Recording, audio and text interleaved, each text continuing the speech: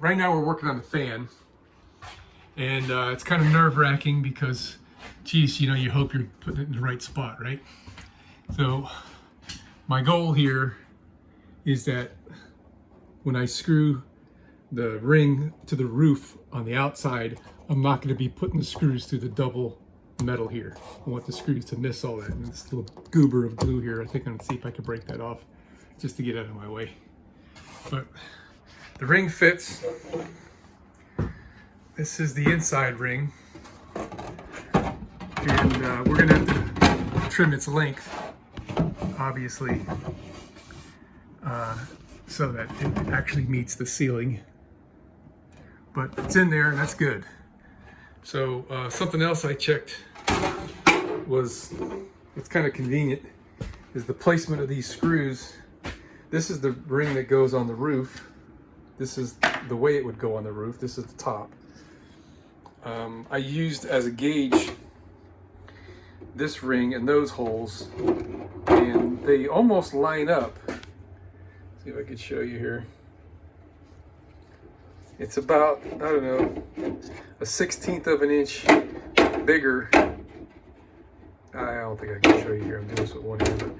But the outside holes are about a 1/16 of an inch wider than the inside holes. So I just kind of compensated, and so now, yeah, now it's time to put a hole in the metal up there. But what I wanted to show you too is my buddy Norman bought me this thing. It's a popular brand name, Rockwell. Works great. I like it a lot. Not a single complaint I can come up with. Plenty of power. I like that it's got different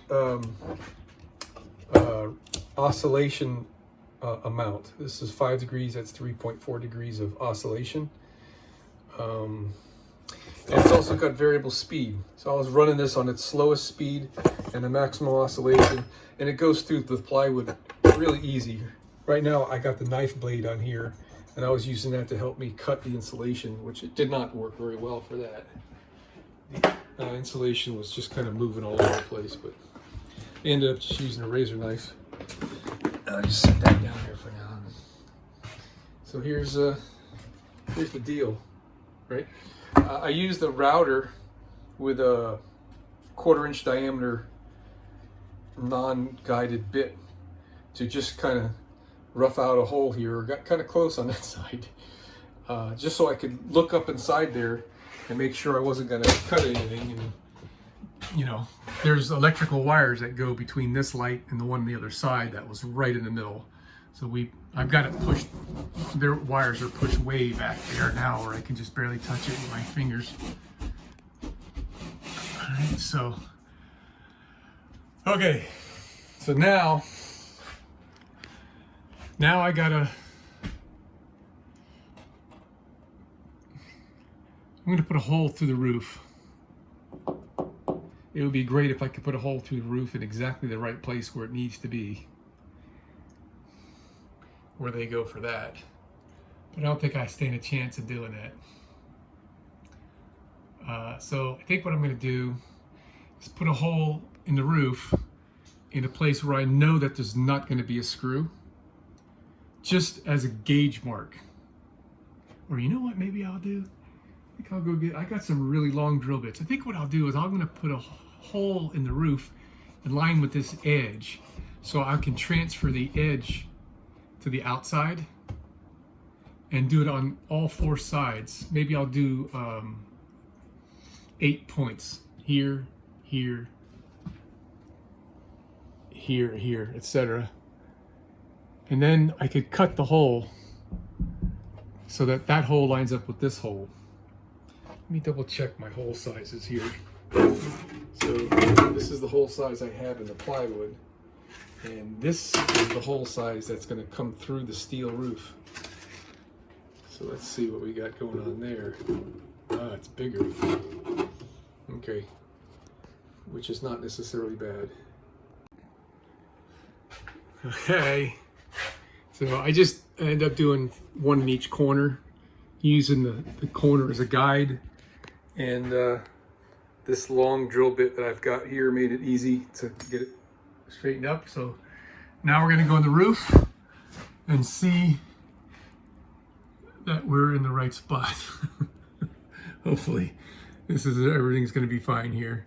I think we're in good shape, but it's just a little nerve-wracking, right? Because you don't want to screw something up you've been working on for so long. So I think what I'm going to do is I'll bring that ring up with me, and my jigsaw, my metal cutting blade, drill, and a drill bit, so I could start the hole and just bring everything up there that I need and bite the bullet here. Okay, man. So we're on the roof of the bus, and here's my 4 holes. 1, 2, 3, 4. And if you can see, I'm more forward than I had measured. I don't know why I'm so far off this way, but this was just like the fan's basically gonna go here, and which is probably the middle of the fan with the overhang, but it's already 5:30 in the evening, and this is we're gonna have dew setting in before I can finish cutting this hole out and gluing this ring in. So I'm gonna leave this for tomorrow, and hopefully the weather's gonna be clear. In the meantime, I think what I'll do is just put some electrical tape over those things. I'm gonna wipe this thing down here a little bit. Put some electrical tape to seal the holes in case we do get a rain. I mean, I can kind of double check how this is going to fit there and all, but we're looking good. I mean, those holes are not perfectly where they need to go, because I just kind of eyeballed when I was drilling in the corners from the underneath side. So now I can make this go nice and straight, take my Sharpie, go around the inside of that and mark the roof, and then when I cut, I'll just cut on the outside of the line, and this flange should drop right in. So everything's coming out just perfectly. We're gonna be missing the rib where the screws are and all that stuff, so it's going to be just perfect. And the reason why I'm trying to get this as far forward as I can is because I need the space for my solar panels, because I've already started the solar panel installation, and they're 80 inches long, just short of 80 inches long, and I'm going to have 2 of them, and end to end, and theoretically they're coming right here to this point. So with the fan and its overhang of I forget how much, I wanted to make sure I gave myself plenty of space to the solar panels so I didn't have any shading issues. So that's what's going on. See you tomorrow. All right, well, I mean, it's not really, I just wiped this off with some cleaner, and it is drying. Gosh, I'm really tempted. I mean, the sun is awfully low. I just need to wait till tomorrow. But anyway, I centered this thing up as best as I could on the holes that I drilled through and marked the inside. And the reason why I marked the inside is because you kind of can't get to the outside because the flange is in the way to get a good even mark. So when it comes time to cutting this hole, I know I got to go about an 1/8 inch bigger all the way around the perimeter. So let's move this out of the way, and you can see, okay, this one here looks like it's a little to the rear. The line's a little bit to the rear. That one, the line's a little bit to the front. And I knew that ahead of time.